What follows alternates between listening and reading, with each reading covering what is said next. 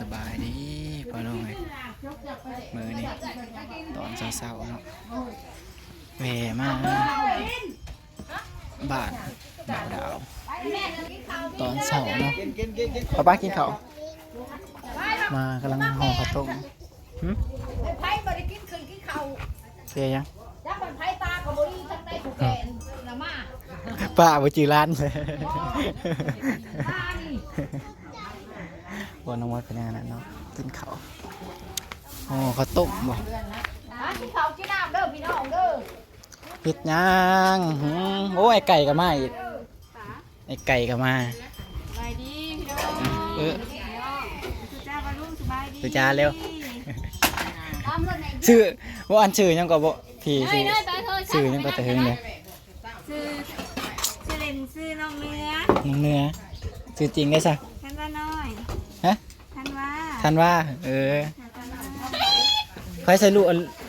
อ้ไก่คนยังบ่ทันมาซะตอนแรงเมื่อคืนนี้เขาจะมาดินมากรอกที่ซะลายบ่เมื่อคืนนี่ได้ นี่แต่งแต่ถ้าไปซื้อเนี่ยแต่มาเราคนแปลกไอ้ เอ เนาะ อ ได้ดอก มาแรงแหละ เมียกับมาบ่ สักผาเดินมาแรง ว่าได้ก็จะแบ่งให้เนาะแบ่งไว้ลูก แบ่งเลยมันได้ก็ได้ อ๋อตกมาลงโขลูกเผาอ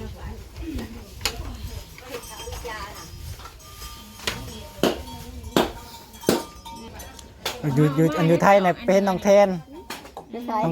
อันจอยได้ติดหมู่ มีแต่เล่นเฮ้ย จอยรีดเราไปบ้านอันเฮ็ดไงกลัวอยู่ บ้า จั น ง เขาแก่นะเกิดกันบ่อยากไปโรงเรียนมีแต่ผมไม่สบาย ผมไม่สบาย ผมไม่สบาย จื้อถามเพิ่นว่า แค่ผมไม่สบายเลยอีแท้น่ะก็บ่ได้เป็นหยังค่ะผมไม่สบาย ถามเพิ่นว่าจื้อไอ้มอดจะบอกจื้อเพิ่นว่าเพิ่นมาหาได้โอ้ยว่า ต้องซ้ำกันเห็นเราเล่นพาบ่ได้กินข้าวกินน้ำมีแต่พากัน เอา เล่น ไปว่าผู้นี้ยังอ้วนกว่าอีกจอยแห้งอีหลี งานมีแต่เล่นผมไม่สบายบ่อยากไปโรงเรียน แล้ว วันนี้ผมไม่สบายผมไม่ไปเรียนนะแล้วเป็นทิศท่านว่าผมไม่สบาย ถามมัน เศร้า สิมาสงกรานต์นี่บ่ วันที่10นี่ก็เป็นว่าแล้วนี่ เซลแล้วแบบนี้เนาะ วันที่10สิมาว่าถ้าเพิ่นว่าสิฮอดบ้านใช่บ่กี่ฮอดแม่ดำอยู่สายหัวบ่ได้กินฮอดว่า ยันเขามาปลาใหาย เออ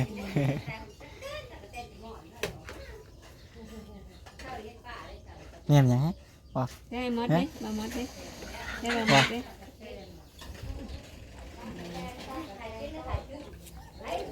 มื้อนี้ห่อข้าวต้ม ขนมอีก บ่ได้เฮ็ดกินเด้ตะแลง คั่วปลาหมอมดก็ได้ อ๋อตะแลงคั่วปลา เบิ่งงัวบ่จัก ยังเนี่ยมาแต่มาในแนมกันฮะบ่ ในเรื่องงัวน่ะเฮ็ดจังได๋จะปรึกษาเขาเลยกวนจำเหรอวะ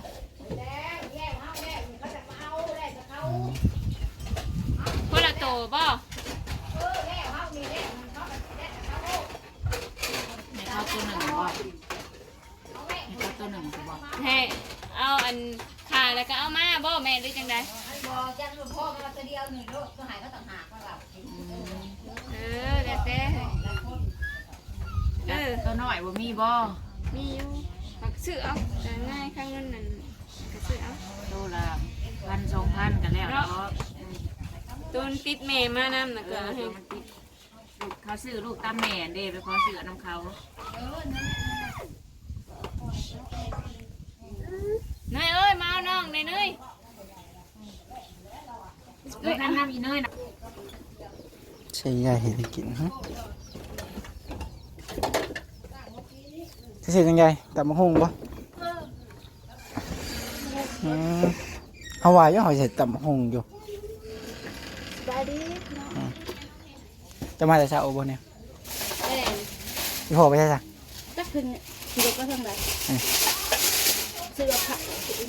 คนกำลังตอนแรกแล้วยายคนหลายเนาะตอนแรกอะไร ต้นเลย สิถาม ตอนแรกน่ะทั้งวันก็ชั่วโมงกับปลามาแล้วนี่ ป่า2 ชั่วโมงบ่าย2นี่ แม่น บ่าย2บ่ายยังนี่ ปลามาคั่วไว้แล้ว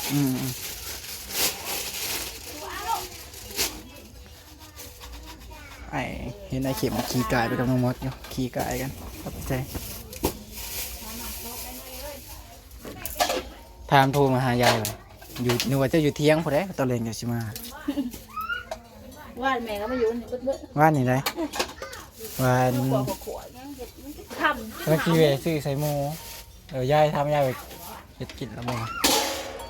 ก็เลยว่ายายมาพิกเลยยาซะ หามุ้งแม่จะได้เมื่อก็โหเจ้ายาน ป้าเดี๋ยวยายชูเพชรไปนะ มันเพชรบ่ ตามกี่คนเนี่ยตามหลายคนบ่ พวกผู้เฒ่าเลย ตามรถจ้ะเอานะเพชรรถ พวกผู้เฒ่าเพชร รับจ้างมาหุงหรือมามด มีไพ่อยู่บ่เดี๋ยวจังไดวะยายปีกหัวปีกก่อนนะยายเนาะปีกก่อนต่างๆต่างพันยามันคลายเครื่อง เฮ้อ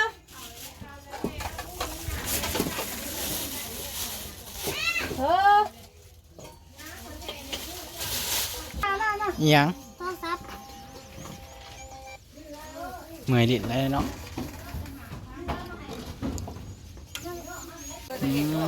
ถ้าบดของงานเขาเอาเด้ หอมเป็นหอมเลยยายต้องใส่ยาเขาปะ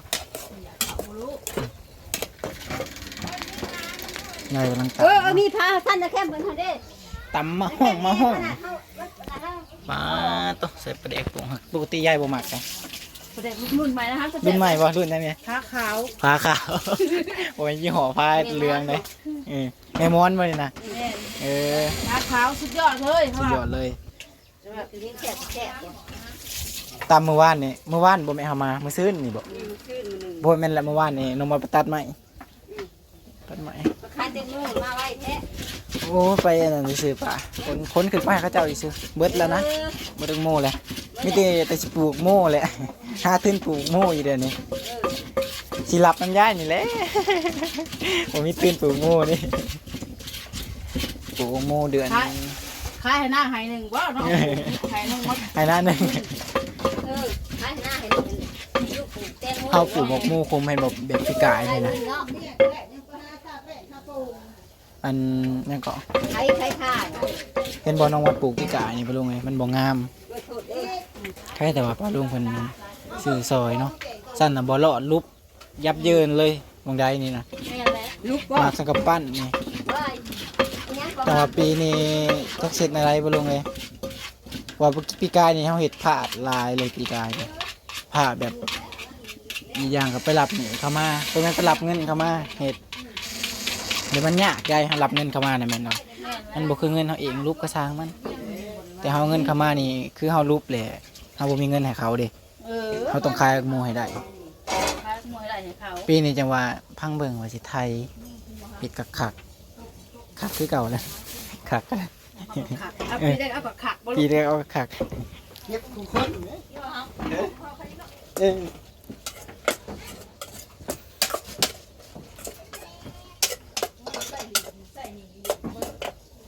จานมาลูก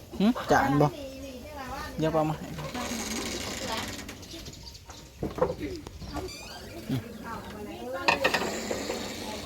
โทรหายายพอดีมากินข้าวเช้าอีพี่กินลมบ่เนี่ย กินลุมและสูง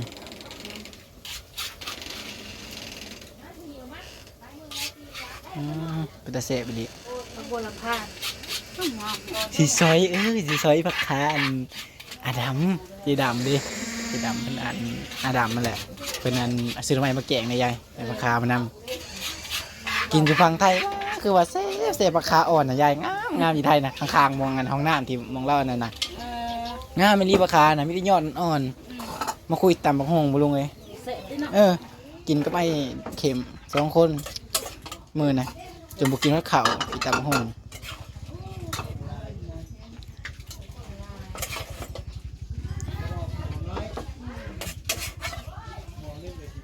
2 ถ้วย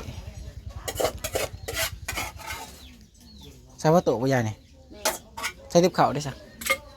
ติบเดียวนี้